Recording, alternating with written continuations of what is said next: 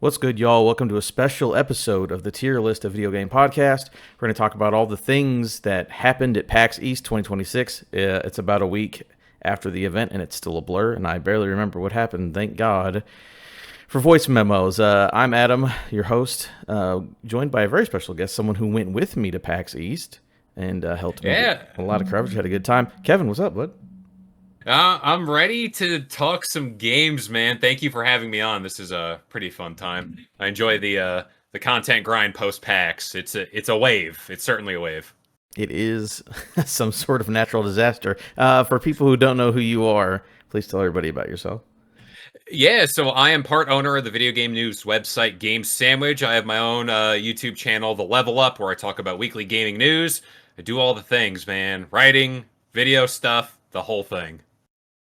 All right, very cool. And again, this is not a normal episode, but just a programming note. Our next episode is the season 1 recap of the tier list. So look out for that in mid-April, where we will compile all the votes for the tier list. And season 1 will have its definitive tier list based on my vote, the guest vote, and the audience vote. So if you haven't voted yet, every episode description has a straw poll on top of patreon.com/the tier list. Go make your votes known. We will tally all those up and have our season 1 list done, and then in May, season 2 gets going. But anyways, for PAX, we're talking about now. I'm going to start with the first thing I believe we all played on the floor, because we had media hour, and we went right to this place, and we didn't go to Nintendo, which means we never went to Nintendo. But the first game that we played was Halloween, the next asymmetrical horror multiplayer game from Ilphonic. This time, instead of playing, Jason Voorhees or a Predator, you are playing Michael Myers, hunting down up to 4 other human players, as well as NPC players, which was new.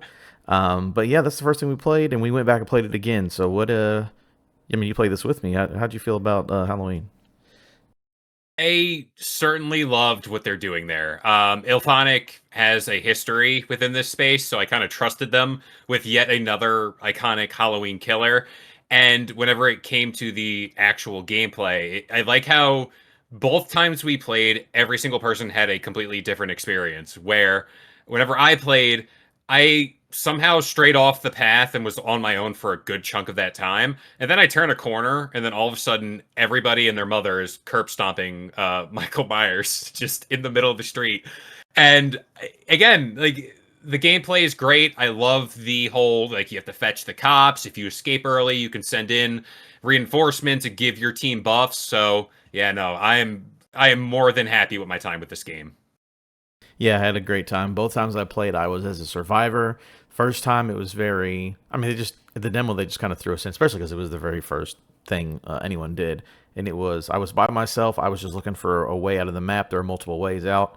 I was looking for a way to apparently you can't escape this way, but getting on the bike.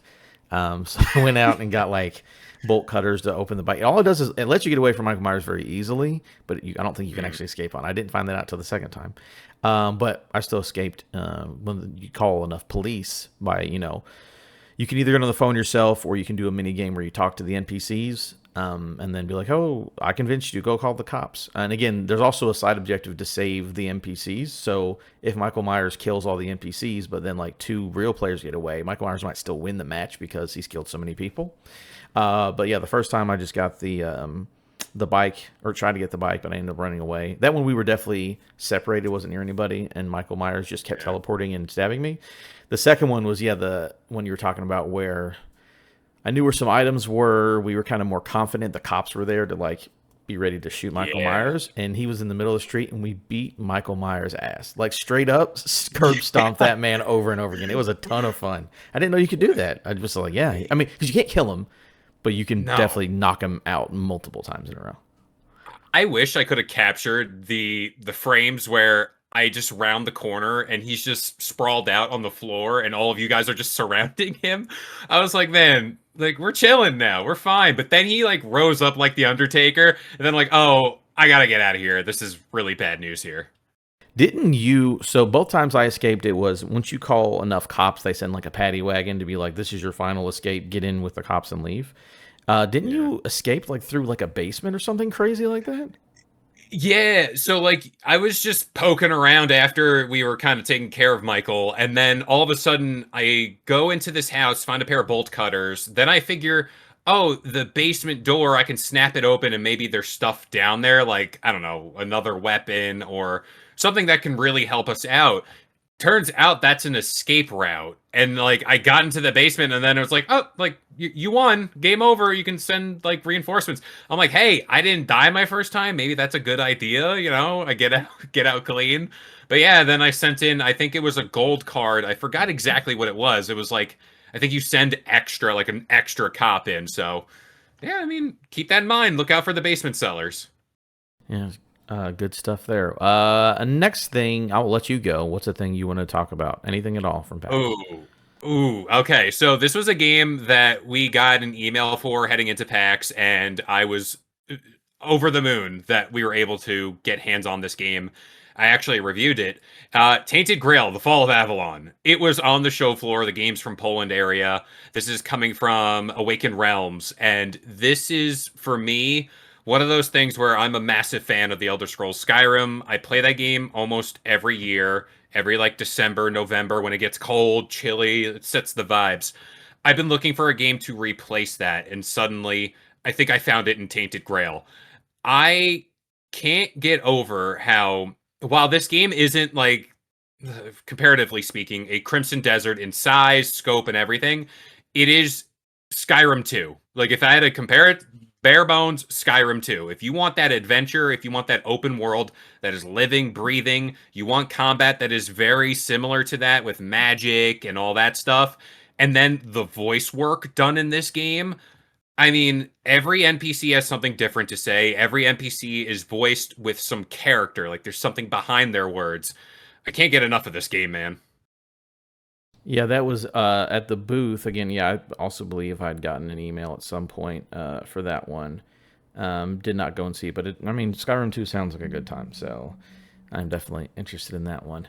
The next thing I'm going to go with, I'm going to stick with games now before I go to the other things that were not games. Mm, Another thing that I got a chance to play, I had no idea was going to be there. I had forgotten that this company had recently been purchased by another company, but I was like, went to the Atari booth, who had recently purchased Thunderful, who is publishing Replaced, which Replaced is the 2.5D kind of like Blade Runner looking game, which has been shown off, I think, a couple years ago now for like Xbox, where it was initially announced.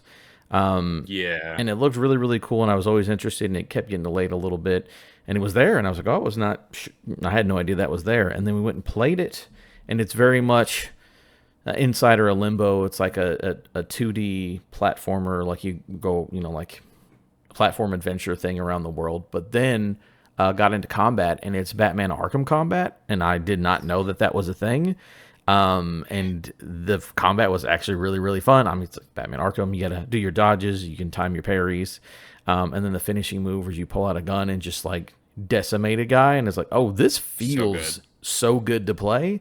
On top of Mm-hmm. it's a gorgeous game. I like the setting, the Yeah. Blade Runner cyberpunk post-apocalyptic America kind of an idea. And I was shocked it was there. That game comes out very soon. I believe it's April 14th. But getting able to Yeah. play that, I was very happy. And I was like, oh yeah, I really want to get my hands on that.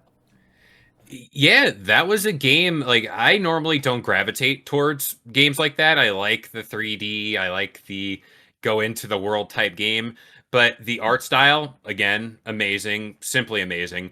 And then the combat, that's what sold me here. Like the Arkham combat, the weight behind your punches, the whenever you get into that flow state of dodging, punch, get in, get out, like nothing beats it. Nothing beats that feel. And yeah, it just spoke to me more than other games in that similar space. So I guess I'm keeping my eyes on this one as well. Yeah, very cool. That's a Xbox and PC comes to Game Pass day one, I believe. That's the Ooh, whole thing even on that. better. So we'll see. I'm not exactly sure. I'm not going to Google it because I'm doing this right now. But very exciting. And again, comes out in basically 2 weeks from when you are listening to this. Let's see. It's your turn. Yeah, because I just talked about Replaced. Go for it. Paranormal Activity Threshold. This is again one of those games where I hate horror games, but I hate that I love them so much. Where I went into this game expecting a Phasmophobia esque type deal. Like once you played one ghost hunting game, you've played them all, and I've reviewed a ton of them. And going into this, knowing that Paranormal Activity, the IP, is behind this game as well, I feel like that was the differentiating factor for me, where I was like, okay, like I'm pretty excited about this because if you've ever watched any of those movies, you know they are a slow burn. Like a couple moves into the house, like I'm not going to spoil every bit of the story, but couple moves into the house, things start happening, and then boom, we're off to the races. Um, I compared this game, at least the demo they offered up, kind of like going up a roller coaster where like you're on the ride, you're already scared to begin with. And again, shout out to that booth real quick, throwing you in a pitch dark room with your headphones on that block out all the noise. Talk about elevating the feel of this all. But yeah, so you're going up the roller coaster, you hear the sounds first. You hear like the clanking of the roller coaster going up the hill. Then you start seeing stuff like whether it is a door slamming open and shut, whether it is the lights flickering. And then it's that build up to the grand moment of you encounter your first demon or spirit. And yeah, I am very interested to see where the story goes. Also, I believe there are multiple endings and branching stories within this game. I could have that backwards where I know there's multiple stories, but then like 3 or 4 different endings.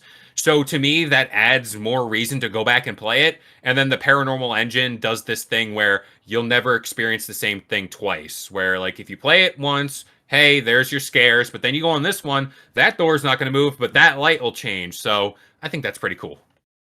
And it was after y'all went in there and played it. Someone had talked to me. It's like, oh, by the way, that's the game is being developed by the guy who made Mortuary Assistant. It's like, oh, Yeah. thank God I didn't play that demo because I would have been terrified. I cannot do it. Oh, Shout out to that guy, but I cannot do that.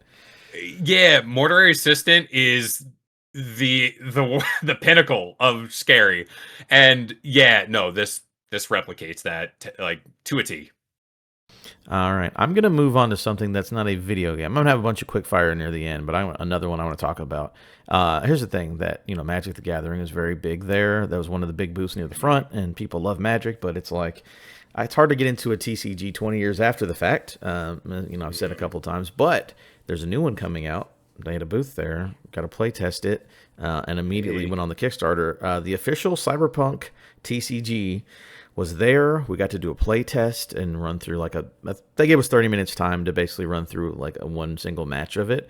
And it's so good. It is, I like how it's specifically Cyberpunk 2077, the TCG. Yeah. All of the art and all the characters and all of the cards are from the video game specifically. Because I know like when they did the Witcher show, it was like there's a lot of things from the game, but it's technically based on the books, is what the whole pitch of that show was. But this one is like, no, it's the video game. Like I'm literally like Jackie Wells is a card, and it's the Jackie Wells that you know from the video game, and it's all the things you know from the video game.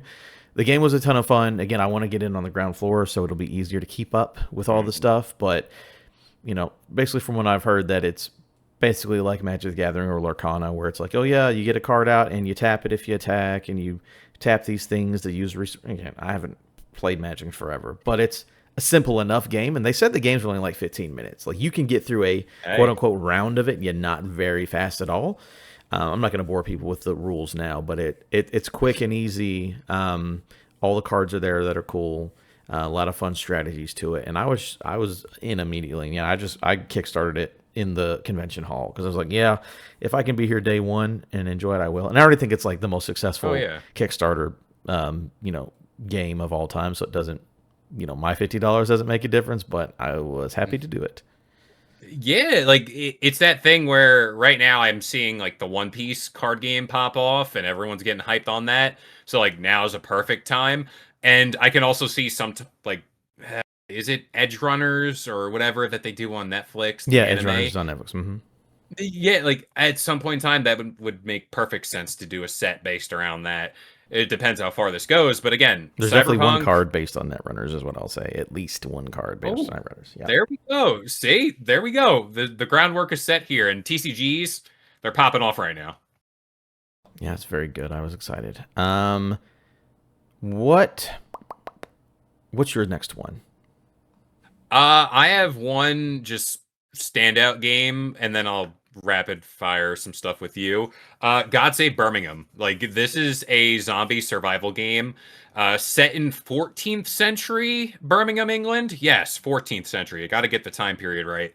Where I grew up playing games like Dead Rising and stuff like that, and I love the modern setting for zombie games because, again, you add the aspect of like modern weapons, a mall setting normally for Dead Rising or something fun like that. And then like Left 4 Dead, you go through cities and blah blah blah.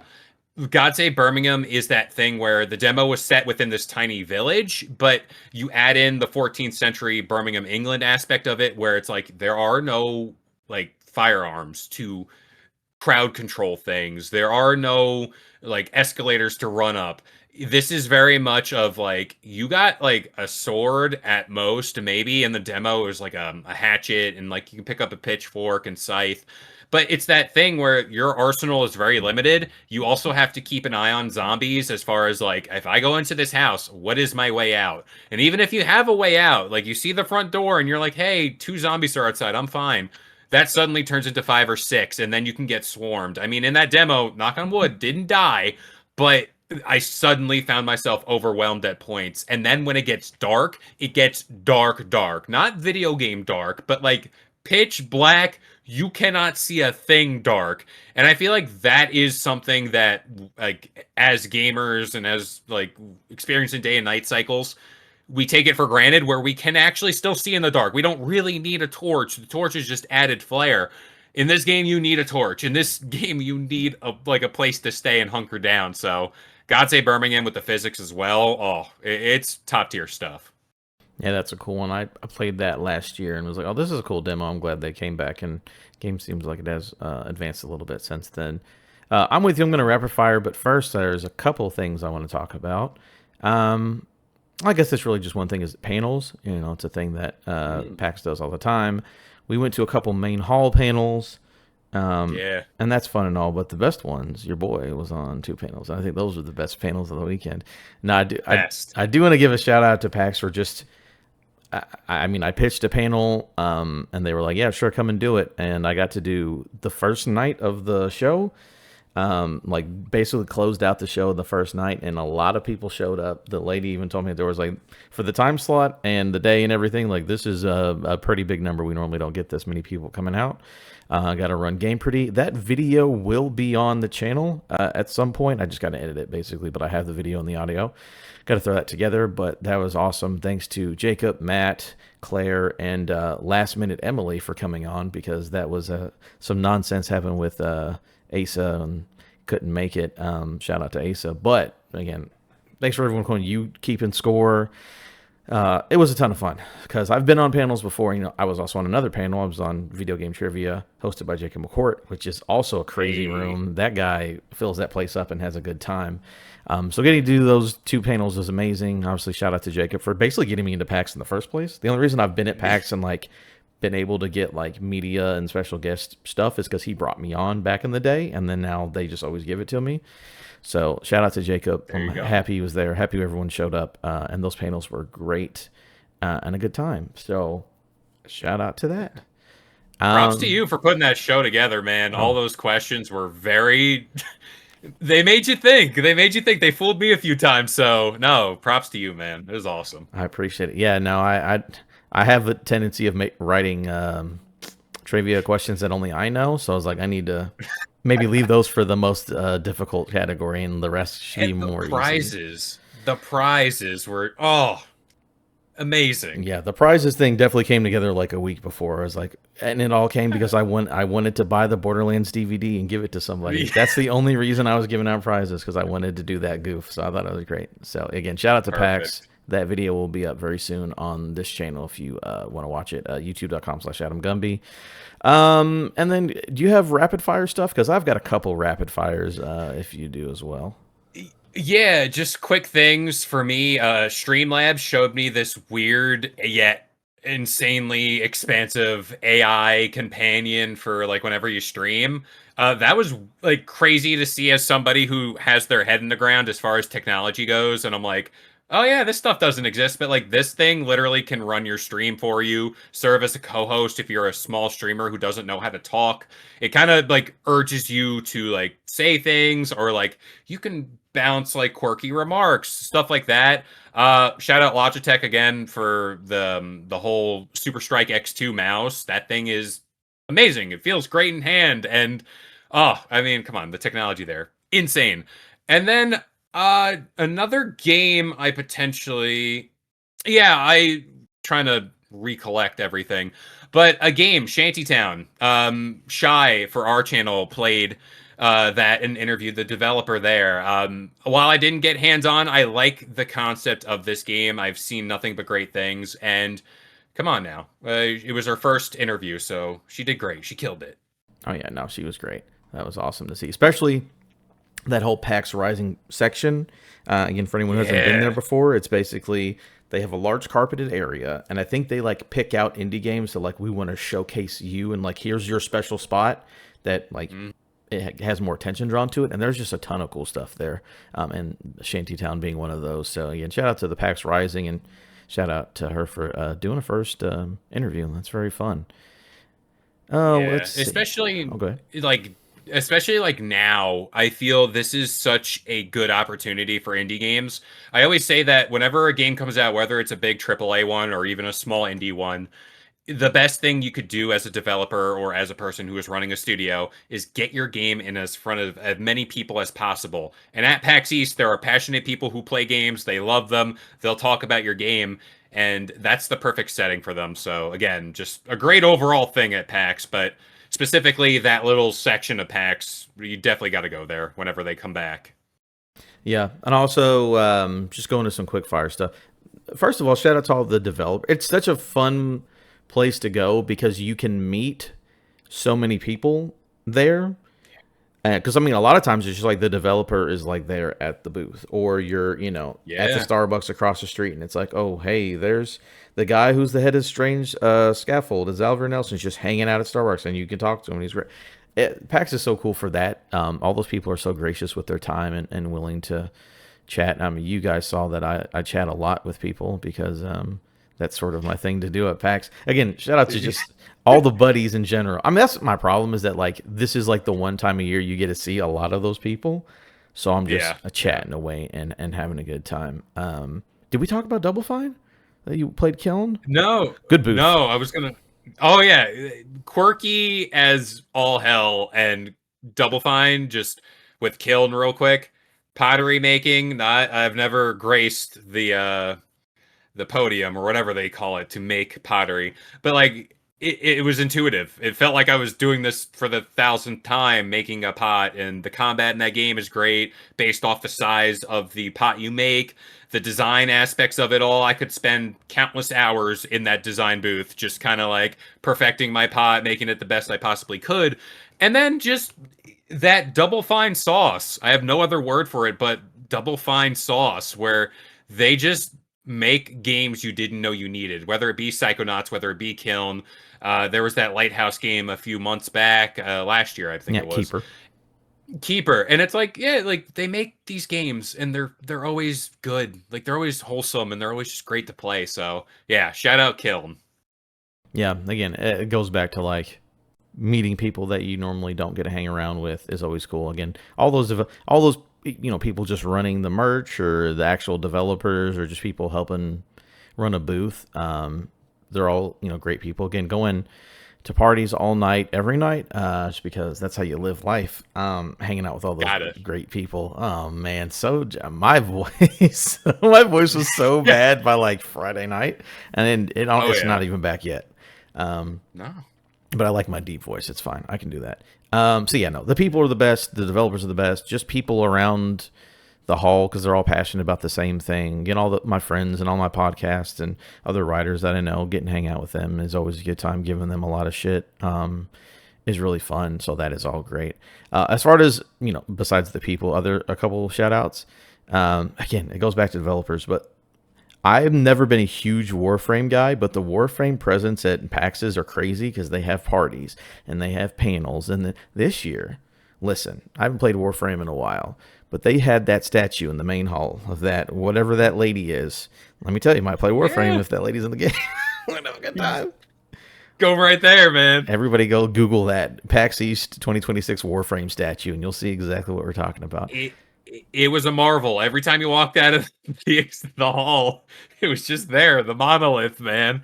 It was worth it. It was worth it. A nice view. Also, like every lanyard that they passed out was like Warframe. The branding is very key. And yeah, no, that was, I need to get one of those statues, front of the lawn, right there. HOA can, as they say. So we'll just leave it at that. Yeah, that 8 foot tall lady whose ass lights up with LED lights. It'd be a good time.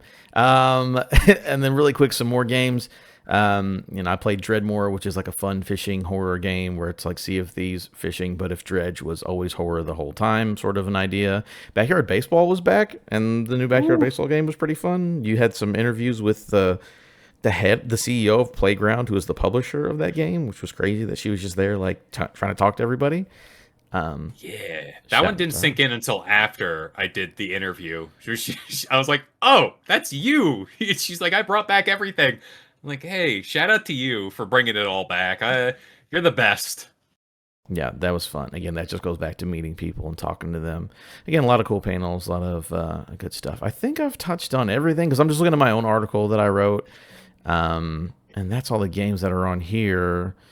Um, There has to be one because like we played a lot. Like those first like 2 days, we were just boom, boom, boom, boom. But I don't think there was, at least for my end, there was nothing else I really no. It was just a lot of games, a lot of good people, a lot of talking, yapping about games, yapping about the industry. I love doing that stuff. yeah, no, it was a great time. I hope you got to meet some cool people. You got to meet the one person at the show floor who knows Obama personally, which is Oh very my cool. gosh. Very shout out Barron real quick. He met Obama, you know? I can't compete with that, but when I when Adam says this dude knows everybody, I mean, we were at that Logitech event and like you left and all of a sudden he took me under his wing. Shout out Barron. That man is a saint. He's like, yeah, there's this person from this person, and then over here, here's this person from that. I'm like, I'm horrible with names to begin with. Like it's just a thing where I'm like, I gotta really let that sink in. I shook 50 hands in that one room, and I think there was only 30 people. But it's crazy how that stuff goes, man. Yeah, it was super cool. And I won't give away the name of the bars in case I don't think it's like a big no no to say it, but I'm not going to say it. But there are two bars that all the people hang out at afterwards. And they're very cool to go to. I mean, just like when Giant Bomb was there, they were hanging out at that bar. And just like, I mean, again, all those people are great and they're fun, and just name drop people, but everyone there is awesome. Right. It's funny when you meet people because here's the thing. I've made this point before that I don't watch a lot of YouTube. Like I mostly listen to Mhm. podcasts, so I don't know what people look like or who they are. So then, like, Exactly. you go to these places and all these meetups, and you're like, oh, you meet someone like, oh, hey, this is this person. They're great and they're awesome. And then, like, afterwards, like, maybe they'll follow you on social or you talk to them, and it's like, oh, like, that's like, oh, yeah, you're like the person who, like, runs MinMax, or like, you're just like, it's always crazy Yeah. things that it's like, oh, this person is being, I was like, we were just drinking LITs. I don't know. It was great. I don't know who that was. That's my thing at the Logitech event. Two Nintendo YouTubers that Bob Wolf and Wood, they were both there at the event. And I was sitting at the bar having a drink, and then I look and I'm like, no, this thing's got to be hitting too much. Like it's again seeing that person there. I'm like, hold on, I know these two. And then someone from Rest in Peace G4, they were there at that event as well. And I was like, oh no. And then I seen her the next day, and I'm like, you were there last night, weren't you? And she's like, yeah. Like, I was like, oh man, like it's again seeing them on a screen on YouTube versus seeing them in person. It's crazy. Yeah, it's wild. Shout out to it is always fun. It's always worth it just for the meetups, the games, and the Yeah. even if we did not get to go to Nintendo because the line was entirely too long the whole time. I was like, I'm fine just because everything else was so fun. So I Yeah. enjoyed it. Yeah, it's a good time. Everyone do that. But yeah, that was our PAX East 2026. If you went, what was your favorite thing? Tell us what you were most excited for that we talked about in the comments, or just write me on social media. Adam Gumby, have fun. Anything else before we get out of here? You want to plug yourself one more time, and then we will hit the road, Jack. Sweet. You can find me on Game Sandwich Official, that YouTube channel where I'm yapping about games almost every day of the week, shorts, whatever, long form videos. You can find me there. Find me at the Level Up, Kalo on Air. That's my channel where I just like yapping about games. Games are fun. These events are fun. Adam is an absolute stud whenever it comes to making Jeopardy. I could never. So hats off to you, man. Thank you. It's very easy. You just have to know a lot of dumb stuff. That's all you gotta do. I know. I don't know if it's useful stuff, but I know it. It's very good. But yeah, thanks for jumping on here with me, and see y'all later.